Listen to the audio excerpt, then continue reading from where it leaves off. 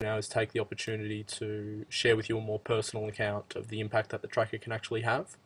I've used it for the 2 years that I've been teaching, with mixed results, but broadly speaking, and especially this year, now that I've made a few changes to the way it's used, um, the impact that it's had on my teaching practice and my students' outcomes and my ability to plan, my ability to assess, my ability to intervene, it's had a phenomenal impact on probably all of those aspects of teaching and learning within my own classroom. The first story I have is regarding a student in my Year 11 business management class last year. Um, we started the year, we did some diagnostic stuff, and he sat the first assessment task and got a D plus, which was well below what I would have liked him to have achieved, and what the standards that he had set himself. We'd had a chat at the start of the year, and he was um, quite determined, I guess, to improve his results, which weren't as good in Year 10.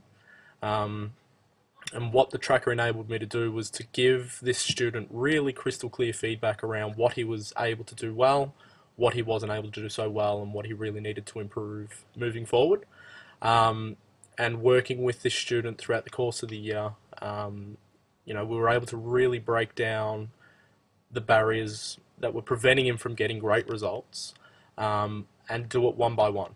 And I guess the most important thing about that was, if we sat there at the very start of the year and I said to this student, this is what you're doing well, this is what we need to improve, you know, it would have been counterproductive. There is no way he would have engaged with what we were trying to do and tackled this challenge, because it just would have been too big. So I guess what the tracker enabled me to do was to really break down into smaller bits, smaller parts, what it is he could improve.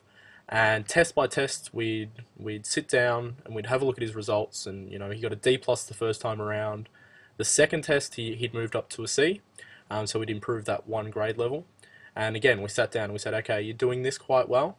Have a look at this. This is improved out of sight from the first time around, but this is where you could still improve.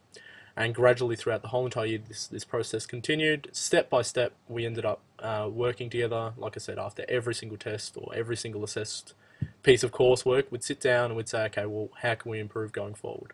And that student, by the end of the year, on the end of year exam, actually achieved an A plus, and said to me at the end of the year, he was actually, when he received his results, he broke down into tears and actually said to me that the work that we'd done together throughout the year, step by step, and again, every single time we'd improve and he'd be disappointed. And he said to me it was the first time throughout the whole year where he was actually satisfied with what it is he had achieved.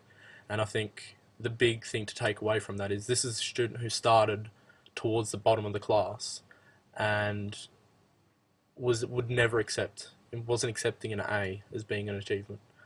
He wanted the best results. He wanted to be the top of the class, and although he didn't get necessarily to the top, he progressed 6 grade levels throughout the whole entire year. And I have no doubt in my mind whatsoever that without the use of the tracker, without tracking his progress throughout the year, his goal achievement, his skill development, his knowledge, ability, there is no way he would have been able to achieve the kinds of gains that he did, simply because he had that many things he needed to improve on at the start of the year, that if he tackled them all at once,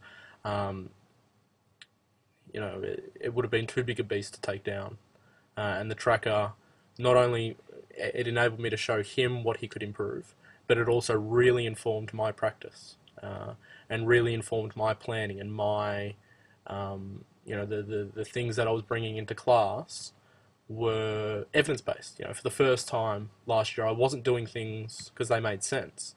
I was doing things because the evidence in my own data, in my students' performance, showed me that that's what would have the biggest impact.